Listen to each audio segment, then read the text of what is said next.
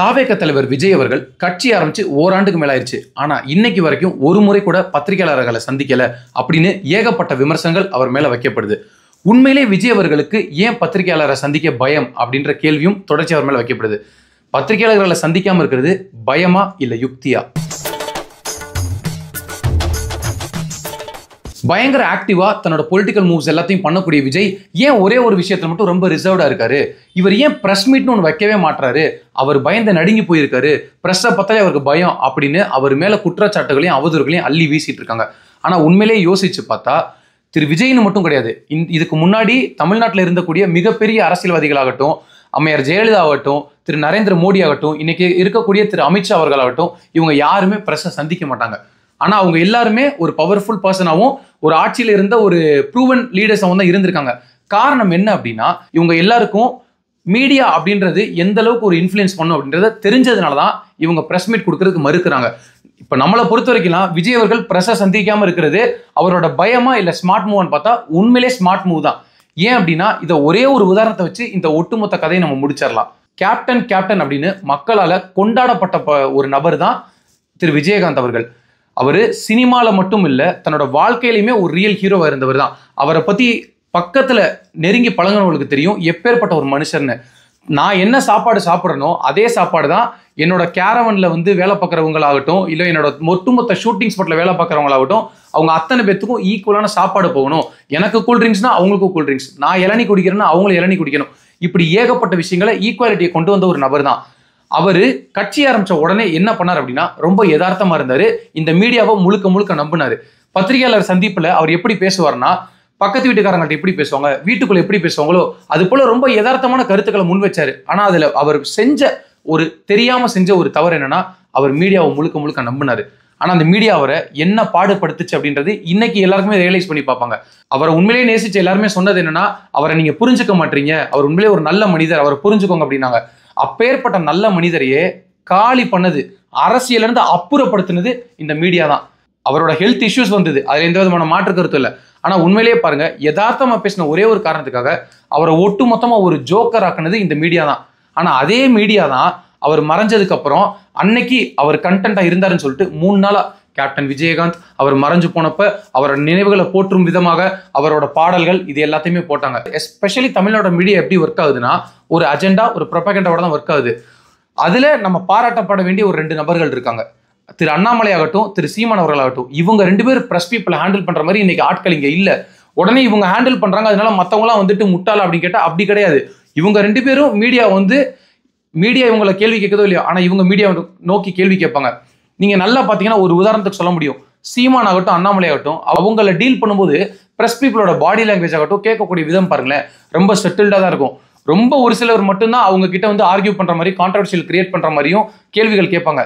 ஆனா அவங்க 2 பேரையும் பார்த்து பயப்படுவாங்க. அப்ப விஜய் அதுல ரொம்ப தெளிவா இருக்கிறாரு. இது போல மீடியாவோட லூப்குள்ள போய் நம்ம மாட்டிடக்கூடாது.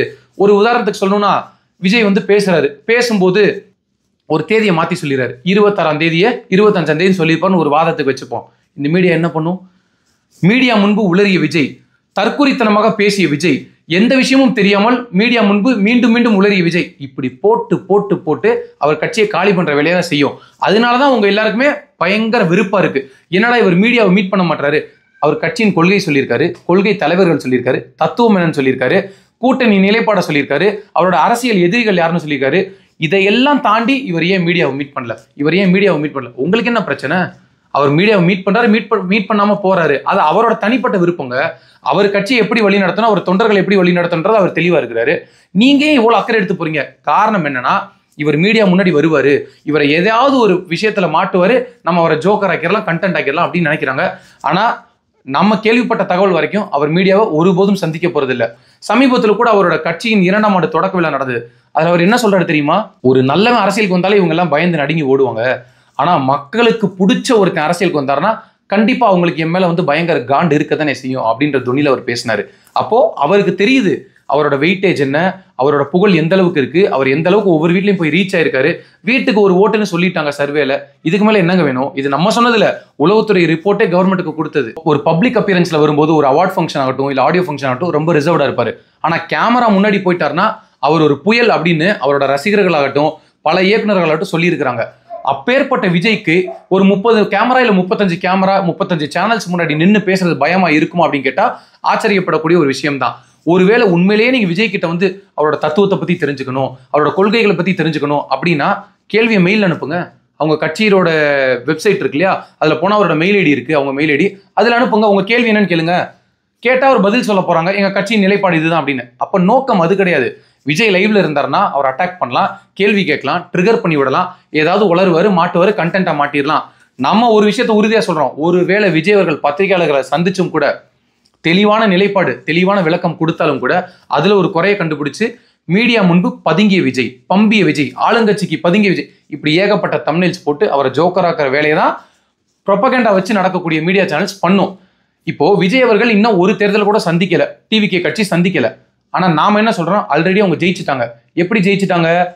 இப்படி தான் எதுவுமே பேசாம பிரஸ்ஸையே சந்திக்காம ஆனா பிரஸ் பீப்புளையும் மீடியாவையும் தன்னை பத்தி பேச வச்சுட்டே இருக்காரு பாத்தீங்களா, அப்பயே அவர் வெற்றி பெற்றுட்டாருங்க. ஒரு பர்சன் மக்கள் மத்தியில போய் சேரணும், ஒவ்வொரு வீட்லயும் போய் சேரணும்ன்ற பர்சன் தான் மீடியா மூலியமா நம்ம எப்படியாவது நம்ம கருத்துக்களும் கொண்டு போய் சேர்க்கணும், நாமளும் போய் சேரணும்னு நினைப்பாங்க. அவர் கிட்டத்தட்ட 30 வருஷமா சினிமால நடிச்சு எல்லார் வீட்டுக்குள்ளயும் போய் சேர்ந்துட்டாரு.